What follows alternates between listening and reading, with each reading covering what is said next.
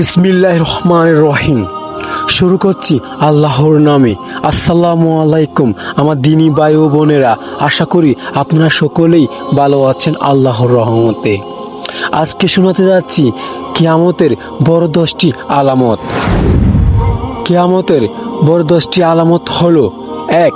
ইমাম মেহেদী আলাইহিস সালাম আগমন। তিনি শেষ জামানায় আগমন করে দুনিয়াতে ন্যায় ও ইনসাফ প্রতিষ্ঠা করবে। 2. দাজ্জালের আগমন। দাজ্জাল এক চোখ বিশিষ্ট হবে এবং নিজেকে প্রভু বলে দাবি করে মানুষকে বিভ্রান্ত করার চেষ্টা করবে। 3. ঈসা ইবনে মারিয়াম আলাইহিস সালাম অবতরণ। তিনি আসমান থেকে অবতরণ করে দাজ্জালকে হত্যা করবেন এবং ইসলামী শরীয়ত অনুযায়ী বিচার প্রতিষ্ঠা করবেন। 4. ইয়াজুজ মাজুজের আগমন। এরা বিশাল এক জাতি যারা পৃথিবীতে বিশৃঙ্খলা সৃষ্টি করবে। 5.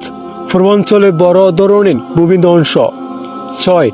পশ্চিমাঞ্চলে বড় ধরনের ভূমিধ্বংস। 7.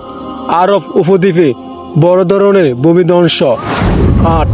বিশাল একটি ধোঁয়ার আগমন। এই ধোঁয়া পুরো আকাশ ও জমিনের মধ্যবর্তী স্থান পূরণ করে ফেলবে। 9. পশ্চিম দিক থেকে সূর্যোদয়।